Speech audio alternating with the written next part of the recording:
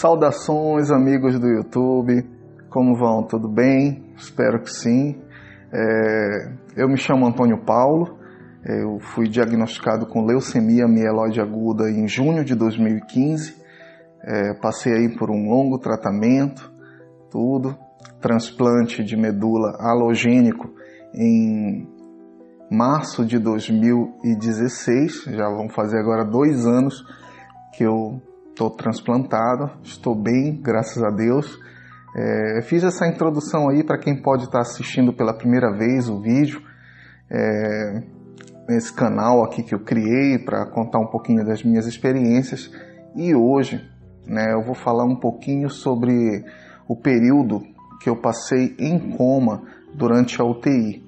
Tentar fazer um resumo breve aqui de como eu fui parar na UTI, Eu descobri a doença em junho de 2015 e a gente começou uma quimioterapia às pressas, muito forte. Eu costumo dizer que é como se a leucemia fosse a Alemanha ganhando de 7-0 e a primeira químio fosse aquela seleção que vai entrar no segundo tempo para fazer os 8 gols.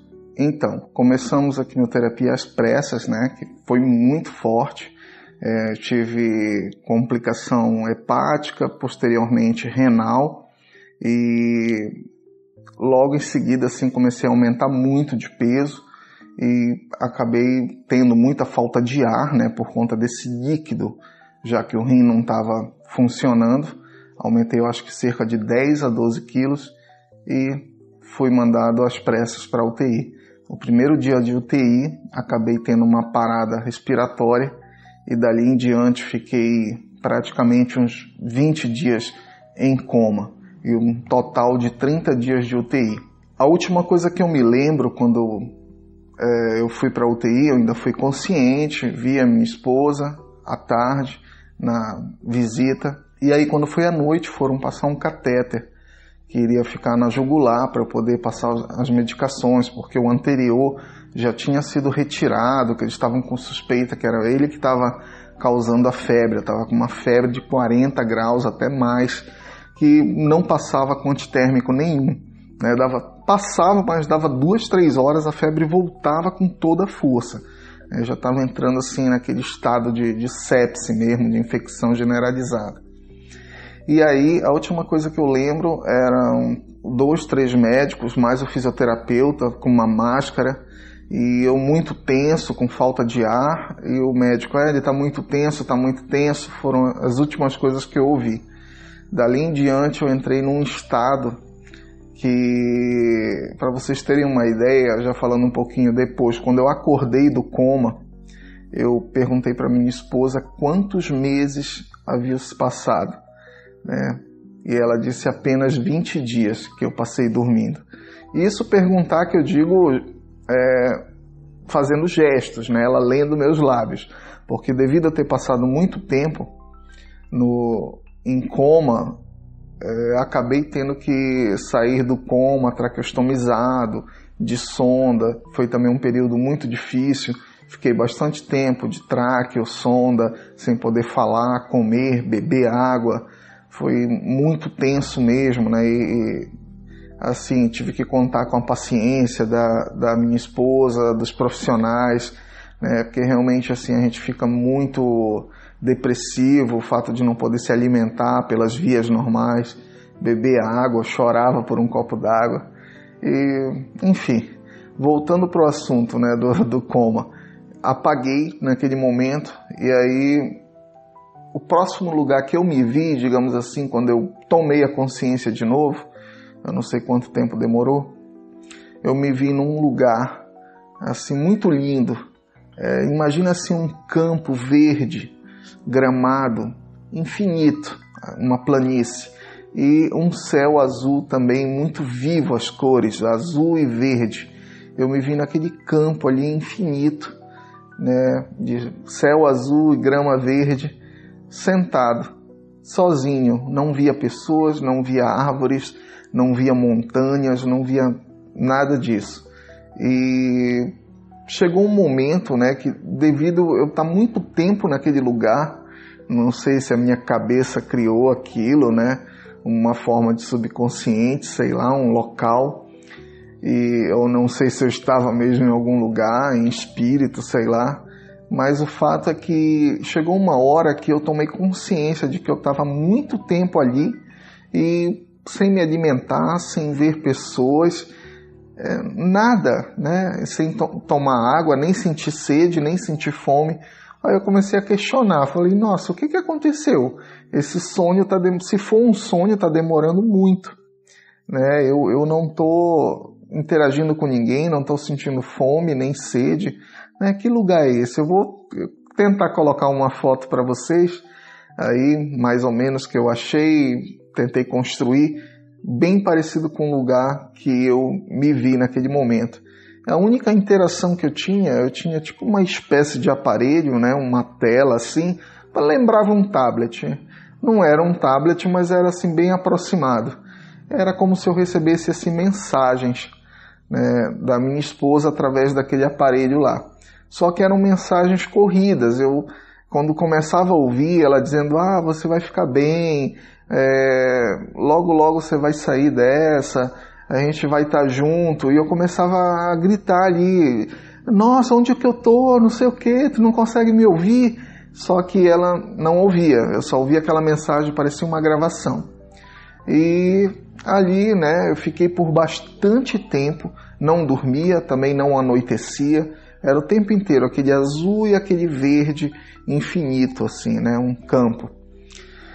E fiquei naquele estado lá, né? E de uma hora para outra se mudava para uma outra visão. O segundo momento, né, que eu escolhi contar para vocês foi algo que me marcou muito, né? Que foi eu ter visto o meu próprio velório, né? De repente eu saí de uma visão, de um sonho, e aí apareci naquele lugar lá, na igreja de Santo Antônio, aqui nos Capuchinhos, e estava vendo um velório, minha esposa assim, recebendo as pessoas. Lembro muito bem de um amigo, um grande amigo meu, abraçando, confortando ela, dando pêsames, e ele, coitado, mais vermelho que ela, de tanto chorar assim.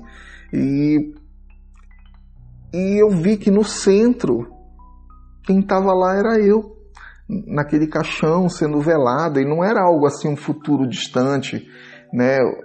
Era como se fosse 2015, né? E ali naquele momento eu passei a estar acompanhado, sempre com um vulto do meu lado. Não conseguia saber se era homem, mulher, distinguir sexo, cor, se era velho ou novo, mas o tempo inteiro com um vulto do meu lado me acompanhando, meio que me guiando nesse momento. E eu peguei assim, um determinado momento, eu perguntei para ele assim, o que é isso? Eu morri? E aí ele pegou e deu uma resposta assim que me fez entrar em confusão no momento, né? Não sabia o que pensar, que conclusão eu tirava daquela resposta. Ele me respondeu o seguinte: aqui você morreu. Eu fiquei na hora, como assim aqui eu morri? Né? Fiquei totalmente sem entender. Depois que eu acordei, que eu tive alta, fui para casa, eu comecei a pesquisar sobre muitas coisas assim, porque, nossa, gente, era muito real aquele velório. Era como se eu tivesse realmente no meu velório. Eu era capaz até de escutar o cachorro latindo do lado de fora, na rua, de tão real que eram as memórias, as percepções que eu tinha ali, né? Só que era como se eu tivesse em espírito, ninguém me notava, mas eu estava vendo tudo, eu estava com a minha percepção perfeita de realidade e acompanhado daquele ser lá, que me tirava algumas dúvidas, né, quando eu perguntava. Muitas vezes não, eu perguntava e ele continuava calado. E aquilo mexeu muito comigo, porque depois, quando eu acordei na UTI, era como se em algum outro lugar as pessoas tivessem seguido sem mim. Não sei se vocês me entendem. Como se em alguma outra dimensão, se é que essas coisas existem, né, tivesse tido uma outra linha em que as pessoas seguiram sem o Antônio. Mas nessa aqui, por algum motivo, eu ainda continuei, estou vivo, né? Aconteceu um milagre lá na UTI, mas é como se em algum lugar tudo tivesse acontecido de acordo com o que os médicos já estavam preparando a minha família, né? Eu acabei, digamos assim, partindo ali. Isso me fez pensar tantas coisas, gente, assim, sei lá, porque a gente sabe que tem muitas coisas assim, muitos mistérios em torno de que lugar é esse que a gente vive, de onde a gente vem, para onde a gente vai, o porquê da nossa existência, da vida. Eu comecei a questionar, será que a gente não tem diversas linhas? Eu acredito que o espírito, a alma, seja uma só, mas eu comecei a pensar se de repente a gente não tem diversas outras vidas, escolhas que a gente faz. Sabe aqueles acidentes? Eu, por exemplo, tenho um acidente que aconteceu aos 13 anos de idade, de bicicleta, e tinham 2 amigos meus do meu lado, numa cidade aqui próxima de Belém, Castanhal. Eu estava indo de bicicleta para Marudá, para Marapani, e aí no meio do caminho um carro me bate. Os meus 2 amigos até hoje, quando eu converso com eles, eles não sabem explicar como eu sobrevivi àquele acidente, porque a bicicleta ficou toda empenada, um carro em alta velocidade me bate por trás e simplesmente eu saí sem nenhum arranhão. Então até hoje eu fico pensando, será que eu escapei por pouco ou em alguma outra dessas linhas eu parti aos 13 anos, né? E nessa eu estou até hoje aqui, mas também em uma outra eu parti ali durante a UTI, né? E realmente foi um milagre muito grande. Então eu não sei, fico aí para vocês tirarem as conclusões de vocês. Eu vou deixar um link de um filme que me ajudou muito a entender isso. É um documentário sobre física, mas ao mesmo tempo é um filme, né? Só que tem alguns depoimentos de pesquisadores, de doutores em física quântica. E o nome do filme é Quem Somos Nós? Tem no YouTube em português, eu vou deixar o link. Quem se interessar em assistir, assista cientificamente, né? E tire suas próprias conclusões.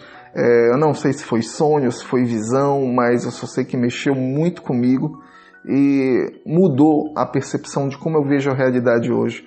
Só digo uma coisa, essa maneira de perceber a realidade não impede nada a gente de continuar fazendo tudo que Cristo nos pediu, ser pessoas melhores, ajudar o próximo, amar ao próximo, nada disso impede. É apenas uma percepção nova, né, do que pode ser a vida além daquilo que a gente pensa que ela é, né? Eu acredito que ela seja muito mais, e talvez a gente tenha esse tipo de experimento.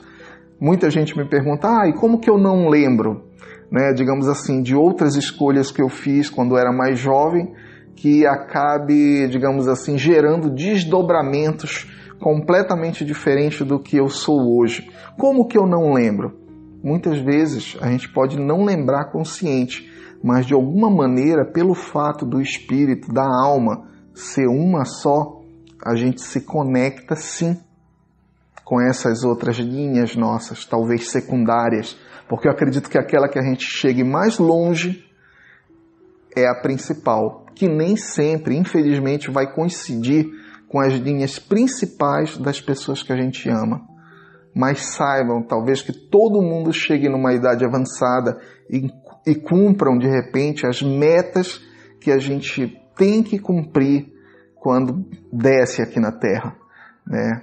Então, eu acredito assim, que às vezes quando a gente sonha e a gente acorda, nossa, sonhei que a minha mãe, sonhei que o meu esposo, a minha esposa, meu irmão passava por tal coisa. Gente, era tão real. Vocês já passaram por essa situação? Pois é. De repente, vocês estão tendo alguma ligação, uma conexão com uma outra linha. Aquilo realmente está acontecendo, só que em um outro lugar. Sabe, quando a gente perde alguém, a gente tem certeza que ela continua na casa? Não necessariamente é o espírito, é a alma. Às vezes a pessoa ainda está lá, mas numa outra linha, aonde ela não partiu, como eu estou aqui, né? Então, assim, me fez questionar tantas coisas, né? Lembra do velório? Sabe lá, se tivessem batido uma foto e iam ver o Antônio, e olha, o espírito... De repente não, gente. Era eu mesmo, ainda vivo, só que conectado com uma outra linha. Eu passei a acreditar nessas coisas de dimensões e vi que a física quântica, ela, digamos assim, tem comprovações teóricas de que existem outras dimensões, outras linhas, a gente só não sabe como acessar pelos meios, digamos assim, físicos. Mas eu acredito que eu tenha tido alguma espécie de projeção, né, astral que me fez, digamos assim, entrar naquele mundo que não era a minha linha principal. Que eu acredito que talvez a minha linha principal seja essa, já que eu ainda estou durando aqui, né? É complexo demais, eu acho até que eu me prolonguei muito nisso. Eu tinha prometido que eu não ia entrar em conclusões que eu tirei, eu ia apenas relatar. Mas acabei falando um pouquinho das conclusões que eu tirei. Quem quiser se aprofundar mais, assista aí esse filme, Quem Somos Nós, eu vou deixar o link para vocês. E o terceiro momento que eu escolhi contar para vocês foi um outro também assim que mexeu muito comigo, né? Muito interessante também, estou começando a suar já. E foi assim, num determinado momento, eu me vi viajando com a minha esposa para um lugar muito longe. A gente viajava bastante e quando chegava num determinado lugar, uma casa, a gente descia do carro. Era uma viagem de carro que a gente fazia para um lugar distante, só sabia que era longe.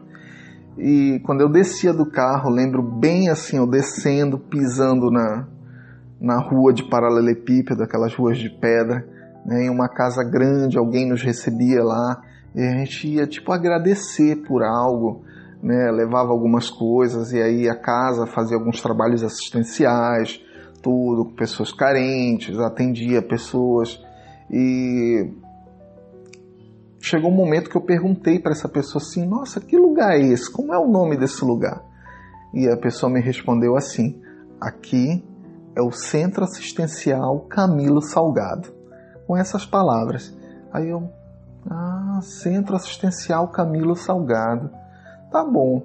E a gente continuou lá, eu e minha esposa, nesse sonho, a minha esposa estava comigo. Conhecemos outros compartimentos lá do local, tudo. E depois, assim, eu acho que eu já acordei, né? Eu fui para outro sonho. Eu sei, assim, que quando eu tive alta da UTI, acordei. Depois de acordar, fiquei mais um tempo na UTI, acordado. Tive alta, fui para o apartamento ainda de tráqueo. Chegou lá no apartamento, eu nem conseguia falar direito. Eu chamei minha mãe e minha esposa e contei, né? Ainda assim, com bastante dificuldade. Eu falei, eu tive um sonho. E comecei a contar do local, da viagem, disse o nome do lugar para minha mãe, né? E aí contei toda a história lá do sonho. Eu falei assim, nossa, era muito real, era assim. Foi o único sonho que eu contei. Essas outras coisas que eu contei antes para vocês, eu só fui contar para eles assim bem depois, tudo. Mas esse do Camilo Salgado eu contei logo, né? Para quem não sabe, o Camilo Salgado foi um médico paraense da década de 30, 40, que fez muitos trabalhos assistenciais, também chegou a ser secretário de saúde, ocupou um cargo público aqui, e também era empresário, montou uma farmácia, só que a farmácia acabou indo à falência, porque ele doava muitas medicações para as pessoas que não tinham condições. Então foi uma pessoa assim, muito querida, e até hoje ele é tipo considerado como se fosse assim, um santo paraense. O túmulo dele, dia de finado, já pegou fogo várias vezes aqui, de tanto que as pessoas visitam e pedem, né? E eu lembro, quando eu era criança, minha avó era muito devota dele, né? Qualquer coisa que a gente tinha, uma febre, ela já acendia uma vela para o Camilo Salgado, né? Tudo. Ela era bastante devota. Minha avó é falecida já desde 2003, né? E assim... contei o sonho para minha mãe, para minha esposa. Quando foi no dia seguinte, a minha mãe chegou lá onde eu estava, no apartamento, para me visitar, porque a minha esposa ficava direto como acompanhante. Aí quando a minha mãe veio me ver no dia seguinte, ela disse, Antônio, eu pesquisei na internet o nome do local lá que tu sonhaste tudo, e adivinha o único lugar que eu achei com esse nome.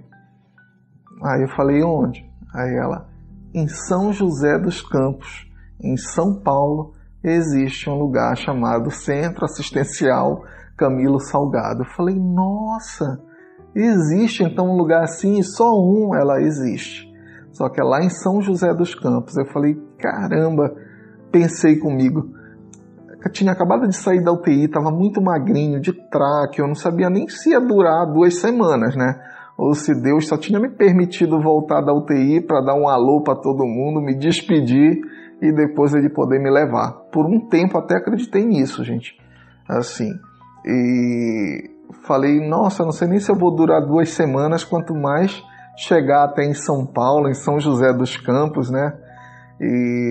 Mas tudo bem, né? Quem sabe um dia eu vá visitar e conheça esse lugar, né? O porquê que eu visitei ele durante um coma, uma visão durante o coma, né? Consiga alguma resposta. E aí, quando foi 3, 4 meses depois desse período da UTI, fiz toda uma recuperação, já estava no 3º ciclo de quimioterapia. Graças a Deus correu tudo bem os outros ciclos. Chegou o resultado da minha irmã, a única irmã que pôde ser submetida ao teste HLA, que vê essa compatibilidade, né? E atestando que ela era 100% compatível comigo. E aí, isso possibilitou eu ser encaminhado para o transplante de medula. Adivinha onde? Em São Paulo, né? E aí, quer dizer, São Paulo já não estava mais tão distante quanto antes, né? Aí fui para São Paulo em dezembro de 2016 e 2015. Aí, em março de 2016, passei pelo transplante, né? Fiquei aí um bom tempo recluso dentro de casa, isolado. E aí, quando foi em janeiro de 2017, os médicos se sentiram confiantes para eu voltar para Belém. Me autorizaram a voltar para Belém, já tinha tirado o catéter, que eu fiquei quase 10 meses com o catéter. E aí eu pensei, mas antes eu vou passar lá em São José, que eu quero conhecer esse centro, né? Era um centro espírita, que realmente tem uns trabalhos assistenciais bem bacana. Lá também eles fazem aquelas cirurgias espirituais, que não tem corte, não tem nada, é só com oração, essas coisas, a pessoa fica num quarto, tudo. E interessante o trabalho que eles fazem lá. A gente ligou antes, pegamos um táxi, negociamos com um taxista e fomos até São José dos Campos. Chegou lá, adivinha, né? Quando eu desci do táxi, a rua de paralelepípedo, idêntica ao do meu sonho, né? Muito interessante aquela rua de pedra, eu pisando, Ayumi, olha a rua igualzinho como eu relatei para vocês, né? A casa grande assim também. E aí tava uma pessoa lá, recepcionou a gente. Foi muito bacana, conhecemos as pessoas, os coordenadores lá do centro, inclusive coordenado por uma médica, psiquiatra, paraense. Também tem uma história muito legal que me contou. Muito legal, fomos recebidos super bem, mostraram todos os compartimentos pra gente, ouviram a minha história. E uma coisa interessante que aconteceu quando a gente chegou lá, parecia assim bem vazia a sala onde acontecem as palestras, né? Que ainda eram umas 4:30 da tarde, então estava bem vazia as cadeiras e a gente demorou bastante conversando lá dentro com o casal que toma conta do centro. E aí quando foi no final que a gente saiu, o senhor nos acompanhou até a parada, o ponto de táxi. E aí quando a gente foi saindo, né, eu notei que já estava vendo a palestra, né? E eu olhei assim, não vi um lugar para sentar, tudo cheio. E aí quando a gente saiu do centro, eu comentei com a minha esposa, né? Falei, nossa, nem se a gente quisesse não ia dar para sentar para ouvir a palestra, alguma coisa assim, porque não tinha um lugar para sentar. E ela disse, Antônio, olha, realmente tinha bastante gente, bem mais do que quando a gente chegou, mas tinha bastante cadeira vazia, sim. E eu falei, não tinha, que isso? Aí ela falou, eu acho que as cadeiras que tu viste ocupadas devia ser, né, não sei, por outros irmãos nossos aí que não são do mesmo plano. Eu falei, nossa, mas não pode, parecia pessoas normais que nem a gente. E eu não vi distinção nenhuma ali, só sei que estava lotado de gente. Não tinha um lugar para sentar. Antes de mais nada, eu queria dizer assim que eu nunca fui de me congregar, né, em religião nenhuma, nem católica, nem evangélica, nem espírita, de estar todo domingo ou todo final de semana. Então, assim, mas sempre eu tive a mente aberta para o que é feito naquele lugar, né? Então, eu penso assim, nossa, quantos trabalhos legais eles fazem ali, né? Trabalhos assistenciais, tudo, ajudam pessoas carentes, muito bacana. Assim como várias igrejas evangélicas, católicas e de outras religiões também o fazem, né? Então, eu sempre, né, quando eu conto essa história, eu digo assim, gente, não é por causa da religião daquele local que vocês têm que rechaçar todo o resto de um trabalho bacana que é feito ali. Eu lembro que tem uma passagem na Bíblia, não lembro agora qual, que Jesus, um momento, é questionado. Eu vejo só carne e sangue na minha frente. Tipo assim, como se ele não fosse o Messias, né? E ele pega e diz assim, se eu não realizo a vontade do meu Pai, não acredite em mim. Agora, se eu realizo a vontade do meu Pai e ainda assim não acreditam em mim, acreditem apenas naquilo que eu faço. Então, assim mesmo, a gente pode às vezes não simpatizar com determinada filosofia ou ideologia, mas se naquele lugar realmente é feito um trabalho assistencial voltado para os nossos irmãos mais carentes, não tem porquê a gente fechar os nossos olhos para aquilo de bom que está sendo feito ali. Então, é isso. Eu escolhi contar essas 3 experiências para vocês, assim, porque eu acho que foram as 3 experiências mais marcantes.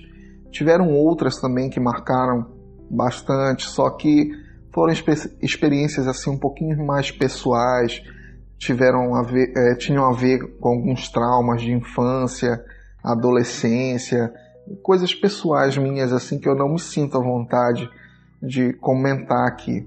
Só que todos esses traumas, essas angústias que eu tinha, que eu carregava comigo há muito tempo, de uma certa maneira eu revisitei ali naquele coma, só que junto com aquele vulto, só que era assim de uma maneira meio, muitas vezes, dolorosa.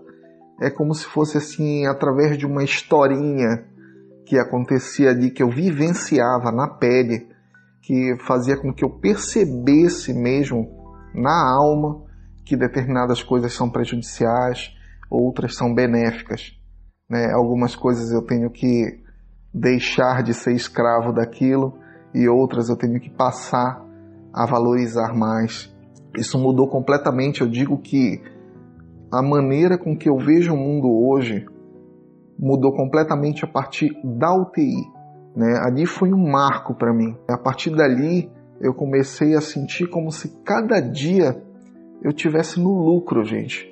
Devido àquela sensação muito forte que era para eu ter partido lá, naquele momento da UTI, parece assim que cada dia de vida que eu vivi, além da UTI, foi um presente maravilhoso de Deus.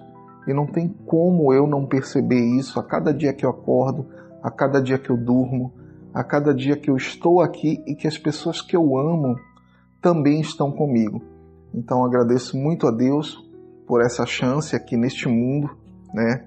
Neste plano, nessa linha que eu estou vivendo, de poder ser cada vez melhor, não só com as pessoas que eu amo, com as pessoas que eu conheço, mas com as pessoas que eu não conheço. Hoje em dia, às vezes, a gente sai para comer alguma coisa fora. Nossa, eu peço um pão com queijo, presunto, uns 3, 4 para levar, porque eu sei, tenho certeza que na volta para casa eu vou encontrar alguém que ainda não tomou seu café, ainda não almoçou, e aí eu posso fazer alguma coisa de boa naquele dia, né? Para alguém que está precisando mais que eu, porque como eu costumo dizer, a gente pode estar passando por problemas terríveis, financeiros, de saúde, mas sempre tem um irmão nosso que está pior do que nós. Lembro quando eu cheguei no AC Camargo para me tratar, eu tive contato com outros tipos de câncer, pessoas que câncer de esôfago, garganta, laringe, que removem todo o maxilar inferior. Nossa, eu cheguei até a agradecer a Deus por ter tido leucemia e por estar sem sequela nenhuma. Né? Tem pessoas que vão usar tráqueo e sonda a vida toda. Né? E estão lá no AC Camargo com a sonda aqui atrás da orelha, marcando consulta. Né?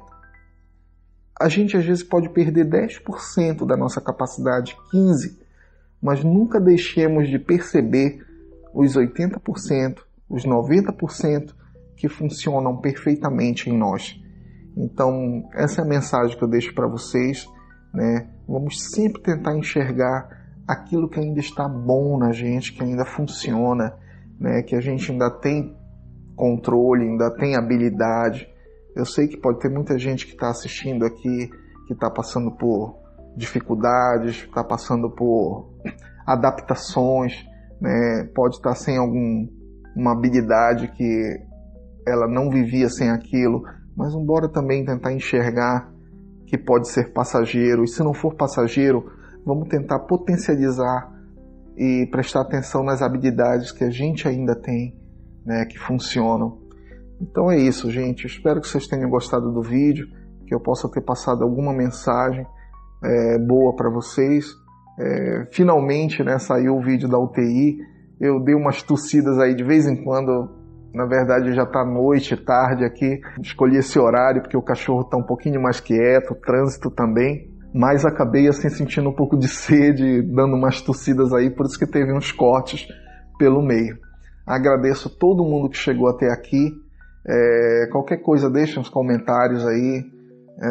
Todos os comentários são bem-vindos, desde que sejam críticas construtivas, sugestões para outros vídeos, né? Acho que a partir de agora, como eu falei já assim da parte mais cheia do meu tratamento, a partir de agora eu devo fazer tipo assim uma espécie de bate-papo sobre algum tipo de reflexão, algum tipo de aprendizado que eu tive, e aí ao mesmo tempo assim eu vou falando um pouquinho de como que eu tô, né, no momento que eu gravar o vídeo. Daqui a pouquinho eu vou para São Paulo, quem sabe a gente faça alguma coisa lá. Em maio eu devo estar indo para São Paulo fazer o check-up de 2 anos de transplante. Olha só que legal, né? Um dia para quem foi desenganado pelos médicos e hoje em dia está aí fazendo já um check-up de 2 anos. Bem legal. Gente, tudo de bom, muita força para todos, muita fé, esperança, saúde, e nunca deixem de sonhar, né? Que com os sonhos, eu digo, a gente fica mais forte para continuar seguindo em frente, lutar pelos nossos objetivos e alcançar. É isso aí. Fiquem com Deus.